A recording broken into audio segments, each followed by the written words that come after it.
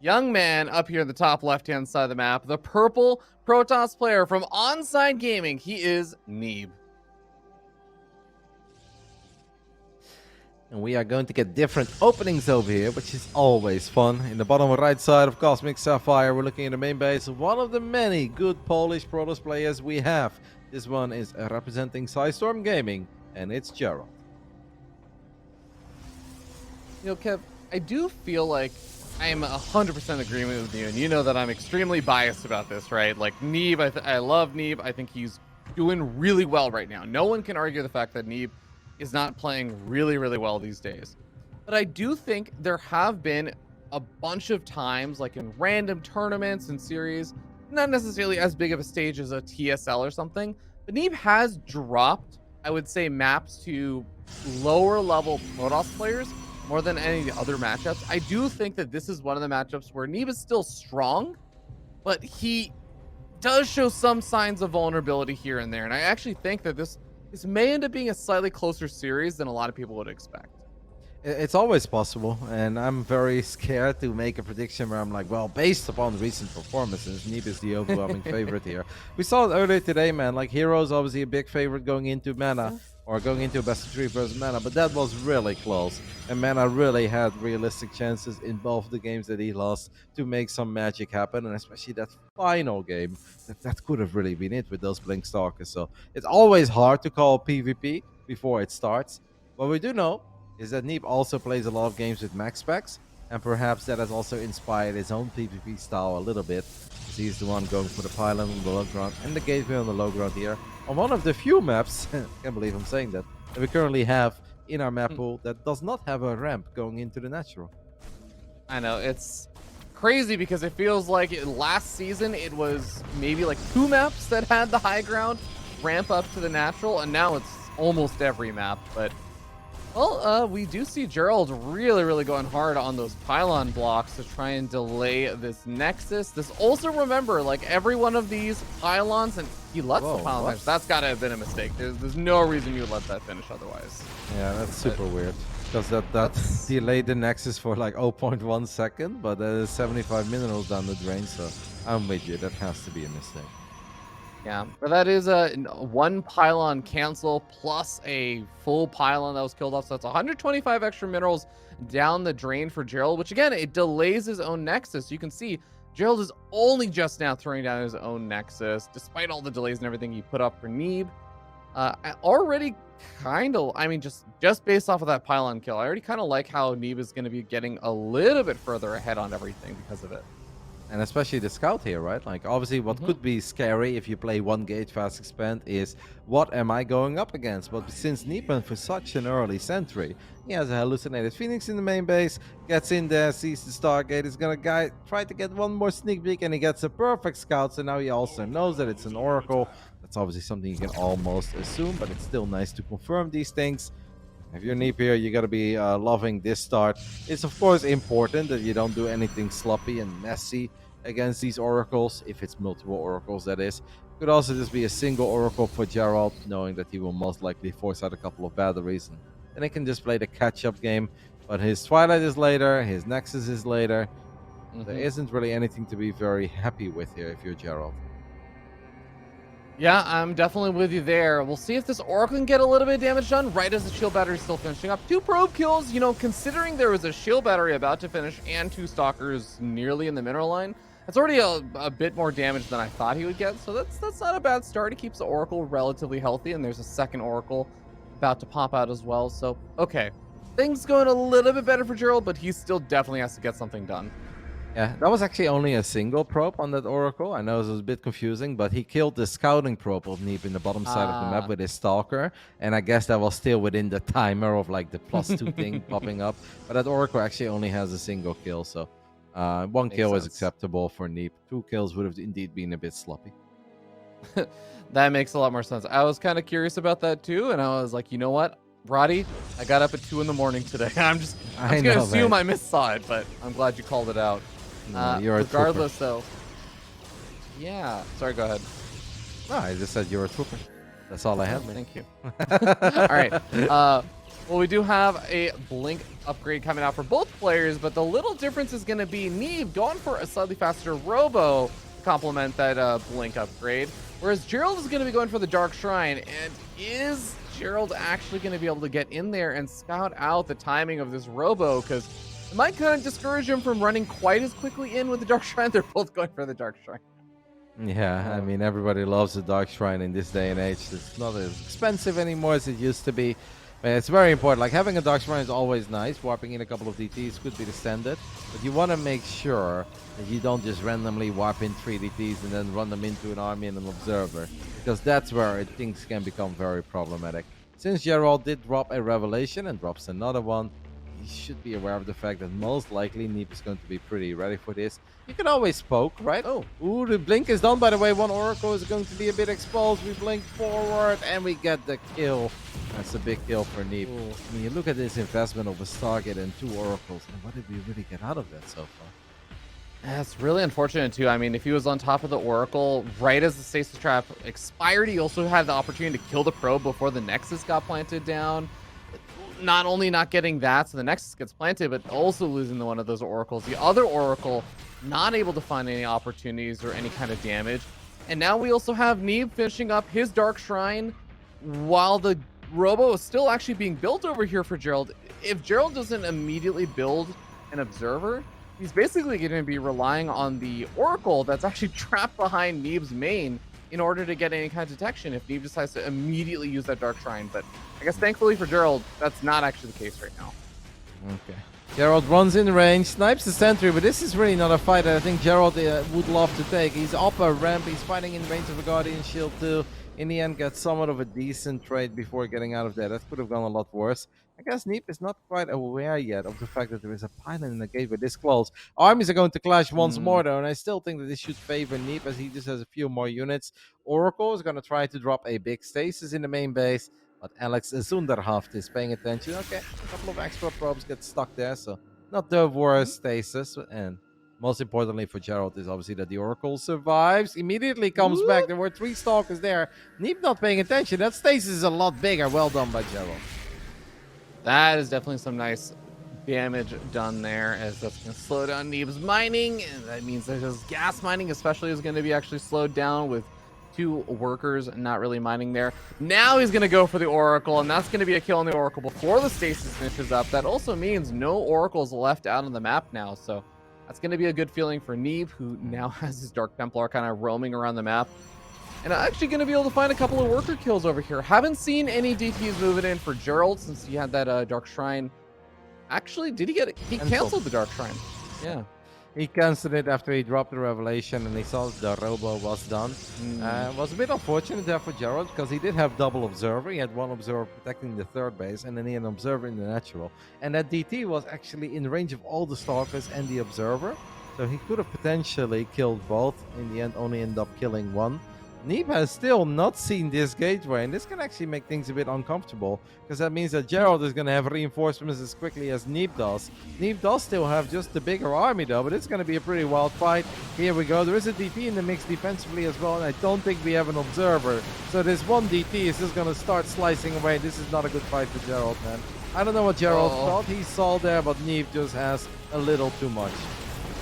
Especially rough since the reinforcing Stalkers that Gerald's warping in were just attacking the Nexus. They weren't actually participating in the fight for most of that time. So falls even further behind. The DT got finishing blows off on some of those Stalkers that were trying to blink back. Neeb takes a pretty substantial, pretty dramatic supply lead for a PvP. And well, Gerald has taken the bottom left-hand gold base, but I don't know if he's actually going to be able to survive long enough for it to pay off. No, but it's still kind of cool, right? Because at this point, we can definitely say he is behind. A lot of little things are not going his way, but after that fight, he truly is behind.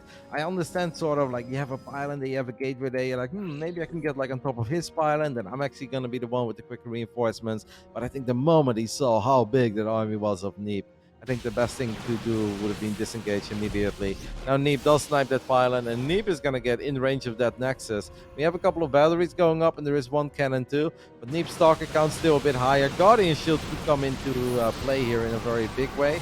And then, Neeb is smart to disengage from that cannon. that can soak up a lot of shots and can obviously have decent DPS as well. Gerald needs to pull off a little miracle here to successfully defend, but so far so good. And in a weird way, that little gap in the floor where we can see some water streaming underneath Cosmic Sapphire, kind of helping Gerald out there, right? Making it hard for Neeb Yeah. to really get a good concave. And I mean, that was all done actually, the defense there, without Gerald actually popping shield battery overcharge. So he still has that up his sleeve. It could still get target fire down by Neeb, but causes some extra complications there if Neeb decides to continue the pressure. And Neeb still does not have super fast reinforcements. There's no warp prism or anything out of the map just yet, but it's about to pop. Neeb is also opening up the pathway for faster reinforcements by knocking down those rocks.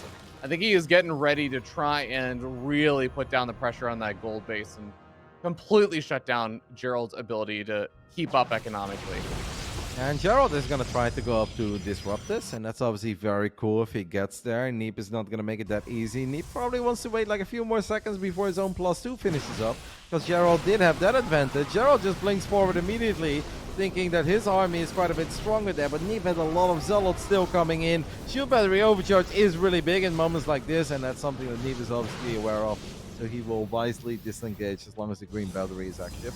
As we now warp in 3 Dark Templars inside of a warp prism. Okay, this could hurt. The SimCity is decent if Gerald is paying attention and he warps in a couple of extra stalkers. Imagine if he gets a snipe on that prism with all the DTs. That'd be so big for the Polish Protoss. Oh, that would definitely help him out quite a bit. But in that main base, we can see the DTs. Oh, the prism does end up falling, as you see in that picture-in-picture. Well done there by Gerald, but still needs to be able to deal with these DTs, which actually are not being detected anymore. So it takes a little bit, loses a few workers, but eventually gets that cleanup. Like you said, that is still a overall win for Gerald to not have to worry about the prism anymore. Yeah, that could have been a lot worse. Sure, we ended up losing 6 probes. Well, we killed the prism, we killed 3 DTs. It is good enough. Gerald is firing up his first disruptor, but Neeb is obviously doing the same thing. Actually, it's the second one for Gerald, excuse me. So he's got 1 Nova ready. It's with his army in the bottom left side. But Neeb has taken out a few more rocks, and he's like, all right, I guess I'll just get on top of this base. Why the hell not? And it's also not like Neeb is putting himself in an all-in spot. Disruptor pops, Neeb blinks forward, picks off 1. The other Nova could connect in a big way, but very sexy split there by Neeb. And there was only 1 Robo up right there for Gerald. It gets sniped off, so no more Disruptors going to be coming out. It's just the final 1 Disruptor that was already firing its shot earlier on. It goes down, and Neeb is securing himself a fantastic position in this game. He's keeping the army of Gerald back while also taking out his entire natural expansion. This is becoming a very rough situation, almost unrecoverable situation for Gerald. Oh yeah, Gerald blinks, but there's still quite a few Zealots in the mix, so the Zealots get good service area on first the Stalkers, then the Immortal, and I think that this is pretty much going to do it for game 1. Neeb is on 5 bases. He's got the base with the Rich Vespine guys at 2. In case this would ever turn into Archon battles, he's going to get a lot of joy out of that. Gerald still battling. He's not a man who likes to tap out games early, but I think he knows that the writing is on the wall for this one, especially because he lost that Robo, right? Sometimes you always believe, like, maybe if I can just get a few more Disruptors out and I can land 1 or 2 big Novas. That's not happening. DTs are going to absolutely demolish the bottom left side, and that will be LC Road. GG gets called. Neeb takes the 1-0 lead. And just looked really good again, man. I know now we have 2 Neeb fanboys in the call, but Neeb just looked really good in that game. The start was slightly better, just a lot of little victories. But I think the moment where Neeb truly started to take a commanding lead was that battle over the 4th base, where we still had that pylon in the gateway. Gerald thought maybe Neeb is like investing a lot in tech, and I'm just going to spam out some gateway units. I'm going to get on top of that Nexus. I'll go up to 4 bases, and I'll knock you back to 3. But Neeb's army was just as big as Gerald's army, and at that point, Gerald was always pretty far behind. Indeed, that is going to be a rough situation there for Gerald, as that was I mean, I think the openings we were talking about were going pretty well for Neeb. There were small little victories and stuff that Gerald was finding, but for the most part, it kind of just felt like Neeb was never really in too bad of a spot. Everything was kind of going his way from the beginning all the way to the end. So game number 2, Gerald's definitely going to have to try and upset a bit of that momentum or something. I don't know, shift it up. It's like some of it, I think, was maybe just you're a little unlucky with how builders or like scouting and stuff shaped out, but I Yeah. feel like a lot of it also is just how like the units are moving around, how the micro and everything was playing out. It felt like Neeb was getting the better ends because he was kind of earning the better end. Yep, Neeb just looks very comfortable at the moment when he's playing StarCraft. He looks confident and comfortable at the same time, and it feels like he doesn't really do a whole lot of second guessing. Seems that most of the time he's got a very good grasp at where he's at in a game, what he needs to do to close it out, what he needs to do to win. And Gerald, on the other hand, seems a bit more lost, where we know that he's capable of executing almost any build. We know that he can obviously do all the basic things, but it's a bit inconsistent. It feels like it's a lot of a guessing game for Gerald, while Neeb is just kind of checking out boxes and taking it step by step, and seems to be working out very well for the American. Yep. Indeed, he's going to be feeling good about this. Forgive me. I think that might be the one slowing things down because BattleNet's making me log in as we switch over to the European server, which is something worth noting. As you know, this is a North American versus a European, and it's a North American on the East Coast. So we are kind of starting off on the NA server for game number 1. That was kind of Neeb's server advantage, and now we get ready to move into game number 2. That is going to be on the European server. So Gerald might have a little bit extra easier of a time with some of the micro and stuff, especially if it goes into the later stages. And we actually see more than like 1 or 2 disruptors coming on out as Tropical Sacrifice going to be that second map. Yeah, we do know that Neeb has good ping to Europe, right? Neeb is Yeah. that absolute sweetheart that sometimes even lets Europeans play on the European server when it's an American server qualifier. So Neeb has all the right in the world to say, like, no, we play this entire best of 3 on NA. But sometimes when opponents ask him, like, hey, Alex, do you mind playing in Europe? He's like, oh, no, not at all. And he just hops over to the European server. So Neeb clearly has pretty good ping. I do think indeed it matters more for Gerald. Where Gerald is going to have good ping on Europe, but he's going to have a somewhat mediocre ping on NA. So, yeah, hopefully it helps Gerald finding some confidence and maybe just be a bit more decisive about certain things. It's tough, man, because Neeb is just very good in this matchup at the moment. He practices a lot with Max Packs. Max Packs even gives Neeb's PvP a lot of praise. I mean, if you're getting PvP praise from Max Packs, you know you're doing it right. Absolutely. Well, guys, we're going to be starting here on the top right-hand side of the map. Tropical Sacrifice, our yellow Protoss player from Psystorm Gaming. He is Gerald. And that, of course, means that in the bottom left side of Tropical Sacrifice, we're looking at the main base of our American Protoss representing On-Site Gaming. This is Neeb. And once more, Ravi, it is pylon, low ground, gateway, low ground on the side of Neeb. Meanwhile, Gerald going for gateway on the high ground. And on this map, I'm definitely a bit surprised that he went high ground pylon on Cosmic Sapphire. To me, that's totally fine, right? That's still a map without a ramp. This is a map where there is a ramp going into the natural. And there is a reason why almost everyone goes pylon and gateway on the low ground. It's just kind of better. It's just a bit more optimal. It's slightly more comfortable to play out different scenarios. Gerald will just treat it like it was any map from the past where we have no ramp in the natural. I think Neeb will be honestly kind of happy to see this.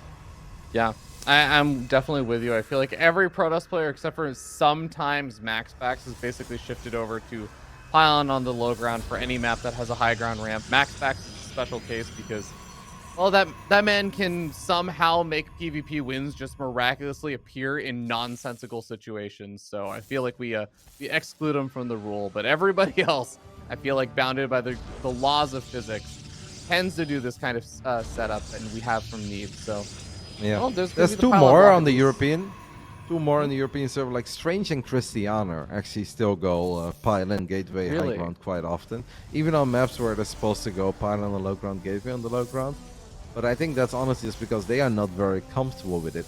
I kind of thought that Gerald was pretty comfortable playing pylon, gateway, low ground, but we'll see where Gerald takes it. Maybe he wants to be a bit more aggressive early on, but I kind of feel if you want to be aggressive against this stuff with a double gate, Cosmic Sapphire would have been a much better map to be aggressive because there's no ramp going into the natural. But we will see. Pylon gets cancelled, and hopefully we do cancel the second pylon this time around as well. Yeah, it looks like it's just going to be a Stargate opening here from Gerald. And I mean, with the fact that he's going for all these pylon blocks and stuff, he does get vision of the fact that Neeb is also going for his own Stargate. So I wonder if maybe that's part of it. I feel like this is also a very common reaction, right? Is to just go for a Stargate if your opponent is going for these repeated pylon blocks and stuff. pylons tend to get some decent vision, and you can kind of get a general read that your opponent's going for a Stargate there. So maybe he's looking to try and intercept Neeb and go kind of like for a fast Phoenix and get a little lead that way. Yeah. I hope that's what it is. Because I kind of feel like if we're playing Oracle against Oracle here, we are just going to be behind again. So the Phoenix is a little bit hit or miss. If the Phoenixes get on top of the Oracle, it's going to be awesome. I do kind of still think you probably want to get one shield battery in the main base, which feels uncomfortable, right? When you're the one who's expanding later and you're the one playing double gate. Like, why would I need a shield battery? But you just kind of do. Because one Phoenix does not have the DPS. That battery is not in time, man. And if Neeb is going to pull units out of position and that Oracle just goes straight for the probes immediately, this can already start hurting. Fortunately for Gerald, that's not the case. And Neeb is going to play it safe. And that kind of gives Gerald the opportunity to maybe hunt that Oracle down. Yeah, he's going to have 2 Phoenix already out, 3 Phoenix potentially if this Oracle decides to dive back in a moment's time. Bit of an interesting tag on the gateway, but gets another probe there before the Phoenix find the Oracle. Recall will complete in time, so Neeb saves the Oracle. Be annoying with it again later if he so chooses to. The Phoenix, well, they're going to be able to find a Zealot and everything, but it is kind of a question. How many more Phoenix do you really make from this situation when you open Stargate? Probably 0, I think. I think it's going to be 0. We're just going to keep it at these 3 Phoenixes. But this is one of these rare moments where we can really explain why an Oracle can be good against Phoenixes. These 3 Phoenixes, they should not be able to find that Oracle immediately. Now, right when I say that, obviously he will find it immediately. So that's nice for Gerald, because normally every second that would have gone by where you don't find the Oracle, it means that Blink is closer and closer to finishing up on the other side of the map. Neeb won't get anything done. If Neeb would have just tucked it away on the left side where he had it originally, this would have been all really bad for Gerald. Now Gerald is actually going to make another Phoenix, and maybe he goes for some sort of a Blink Stalker Phoenix timing himself. Yeah, really curious. He started up the Phoenix as he saw the Oracle was moving back into the main. So for a moment, I thought maybe it was a fake out to make Neeb think there was more of a commitment to Phoenix. But he does let it finish, maybe because the Revelation was also thrown out over there. We don't see a 5th Phoenix started up just yet. Neeb, well, he's doing a good job zoning out the Phoenix from getting into his own mineral line. And I don't see a 5th Phoenix getting started. It's an Oracle, actually, from Gerald. So, yeah. I mean, we saw this not too long ago, and I believe it was Classic against Neeb on Tropical Sacrifice of Home Story Cup, where Classic actually just got an amazing start, killed the Oracle immediately, didn't lose anything, then went a couple of Phoenixes and followed up with his own Oracle. That was a really sweet play, but that was a lot earlier. That was way, way, way before Blink was done. So I like the idea of Gerald, but I kind of feel like we missed that window as you can see Blink is done. I find it kind of unlikely that this Oracle is going to find a lot of success. Hey, maybe Gerald can find a way.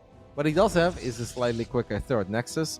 So there's way more to be positive about in this game than the previous one for Gerald. But I'd be lying if I said I was in love with this position, because I'm not. Yeah, I'm 100% with you on all of that. I think maybe if Neeb starts misreading this situation, or he feels like he can get a little bit more aggressive too early on, then there's a potential for the Oracle to dive in, maybe with some of the Phoenix or something. Or maybe even actually just the Phoenix are elsewhere and draw all of these Blink Stalkers out of position, making him think like, yes, like the Phoenix are up on the north side. So then the Oracle swings in from the main and can find some damage, something like that, maybe. Or, what actually makes a lot more sense, now that I think about it, it's just that he was paranoid about a quick Dark Shrine. Oh, yeah, I guess he doesn't have any robo or detection or anything, so that's fair. Ooh, loses 1 Phoenix. Might lose another one. Okay. Manages to keep 3 alive, which I guess is like the bare minimum to get any kind of probe pickoffs done, so that's something. Yeah, and I gotta say, sometimes these Oracles are very nice to have, even if they don't do any damage on the other side of the map, just because of Stasis Traps. Because Stasis Traps can really make certain attacks that could otherwise be devastating fall flat on its face before the party even starts, right? If like you run into a stasis and all of your stalkers are stuck for a while. So I guess it kind of serves a multi-purpose. A, it keeps you safe against DTs, and B, it can also keep you safe against certain ground attacks if you can get fortunate with a big stasis trap. Yeah, I think that's absolutely true. And I think one of my other favorite things about the Oracles in PvP is if we start getting into the later stages of the game, if we start getting into Disruptors, oh my god, are Oracles unbelievably valuable when you start getting into Disruptor Wars. it is oftentimes a vision game. So I'm a huge fan of having an Oracle in general as you move into the later stages of any kind of game. So we'll see if we can keep that alive and get some extra value from it. He's already got some of those stasis traps you mentioned planted on down. Neeb is warping in a lot of zealots and stuff. He's kind of gearing up for a good old charge lot army with +1 weapons finishing up. He's going to be moving across the map as well. So those stasis traps may actually come to save his bacon. Yep, big stasis, potentially natural. Man, Neeb's paying attention so quickly. Really impressed, because I would normally be paying attention to my army in the center of the map.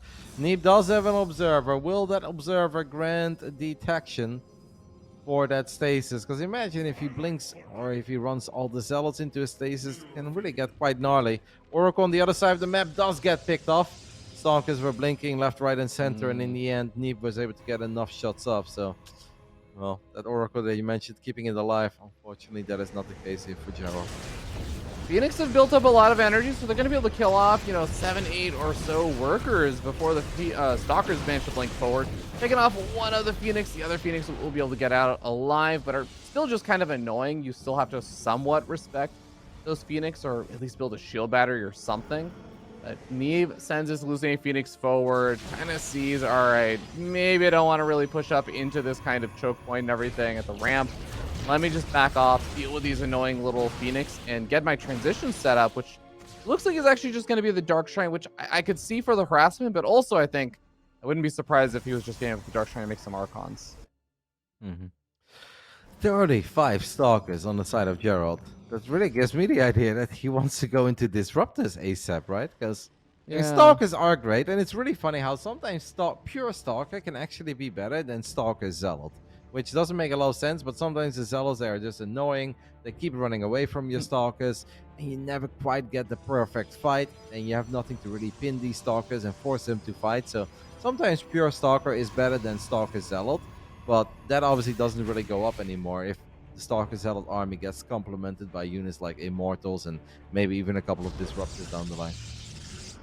Yeah, I think that's definitely the case, but positioning is also going to be an important factor on this, and Neeb seems like he's been able to sneak out pretty far into the map while being spotted by this observer. So Neeb does actually manage to pick off that observer, so he knows he's been spotted. He's going to start repositioning. He rotates around to the south side. Doesn't seem like Gerald is entirely responding to that, so might be in a little bit of trouble over here if Neeb is able to get set up on that 4th base.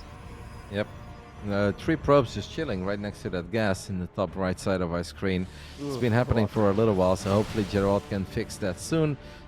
He's obviously busy keeping track of the army. I believe we have 1 DT starting to work on this Nexus on the top side of the map, and this is going to make things a bit more uncomfortable. And you look at this spot over here on the right side. This is not a spot that Gerald can ever give up on, right? He's got the robot there. The first Disruptor is about to pop. Neeb is ready to send it. 189 supply. Running into cannons batteries is very hard, especially if a Disruptor is in the mix. The Nova goes forward and actually takes out one of the own Zealots of Gerald, but also got a Zealot of Neeb. I mean, with a battery and a cannon, I feel like Gerald should always be fine here. Keeping that base safe on the top side of the map, that's going to get difficult. Yeah, I do want to quickly mention that this is the only robo over here for Gerald, and it is in one of the more vulnerable spots. So if Gerald gives up almost any ground over here, that robo could very well end up falling, but that Disruptor gonna be able to zone back this army. A second Disruptor should be popping out in a moment's time, so Neeb is gonna back off, and that position is protected. The second robo also gets up during all of this, so double robo production come out from that 4th base location. And Neeb is Very gonna have feisty to double chill. robo. Yeah. I was like, that's one more. Gerald basically says, like, I will never let this base die for the rest of the game. Because losing 2 robos most of the time is not something you can ever recover from. Neeb is still trying desperately to get up this ramp and try to make some magic happen. He's got 41 Stalkers at this point. Phoenix is being annoying. I think we just had another battery overcharge there being popped immediately. A random force field goes down. The units at bay, but I don't think Gerald had any ambition of jumping on the low ground. That would have been a bit crazy. Yeah, Neeb not going to try and rotate around too quickly. Again, you just have to be so careful about the Disruptors because Gerald is looking for it. I love the little scouting pylon over there. The Robo might be a bit vulnerable as he might end up losing. No, actually goes after the cannon instead. The Nova will force Neeb back yet again. Ends up eating Disruptor shot to some of his Stalkers. Neeb finally has a few Disruptors of his own coming on forward. does seem like neither one of them are going to have too big of a connection, and both of these players are going to be duking it out. Wow, Gerald with a super aggressive blink forward, and the flanking disruptor. It does not get the shot off, though.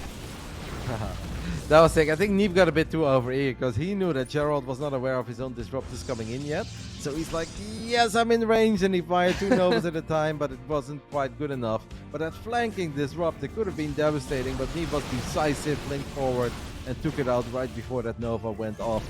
Neeb, during all of that, had so much money in the bank, by the way. He's obviously maxed out, and he's just kind of adding in extra gateways, all the upgrades, and he's going into his own double disruptor production. Gotta love the pacing that Neeb is setting up here. He really is dominating this game. Interesting combination of Zealots and DP. Seems like Gerald fired first there. This time around, Neeb fired first, but Neeb misses it. Battery overcharge is honestly giving Gerald an amazing trade as he finds that disruptor too. So far, so good by Gerald. Beautiful defensive play by the man from Poland. I mean, the first time in almost this entire game that he was up in supply for a little bit, as both these players are maxed out. Neeb does have a few more charge slots over here, and that War Prism's still there to reinforce if need be, so Neeb might be able to find something there more. Does end up blinking in, sniping off some more of these stalkers. I think he also may have gotten a disruptor or something over there. No, he lost Gerald? one. He lost one. Yeah, Gerald's gonna have to try and rotate up to the north side to deal with all these stalkers. Neeb blinks out, but is that Nexus on the bottom side gonna end up falling to the charge lots? Well, they got a disruptor already, so that's pretty decent too. But I think if Neeb would have gone back for that Nexus, he absolutely would have had it. We have another big Nova going down, but it's instead Neeb who just gets in range, snipes the disruptor, gets out of there. I think this time around Blink's on cooldown, so that's a good shot there for Gerald. Gets 4 of them. But yeah, the main reason why Neeb was able to kill those 5 stalkers is because the 5 stalkers blinked on a disruptor of Neeb. So they killed the disruptor, but then they couldn't blink away from the main army of Neeb. Yeah, that's gonna definitely make it tough.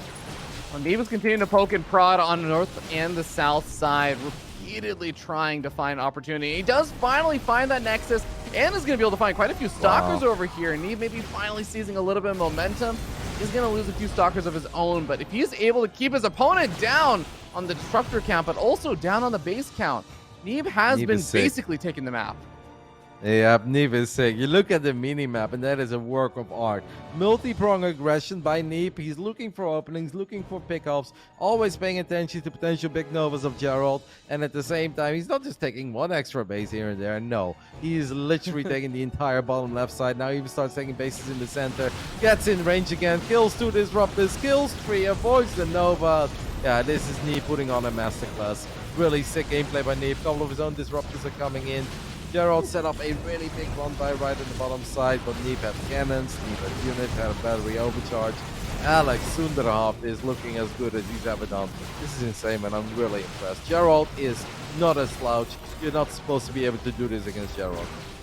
This is super impressive. And Gerald's even taken a advantageous fight there at the end. The problem is, he is taking an advantageous fight, but it's not good enough compared to the economy of Neeb, who's still got that bank, just spent his gas bank to remake his army. Gerald is still trying to get up his units. He's lost so many disruptors. He's down to just 3, down to just 2, down to just 1. And that final disruptor looks like it's about to fall to the charge loss. There it is. Mothership is pretty much the only saving grace and hope now for Gerald, as even his robos are going to be in a dangerous area.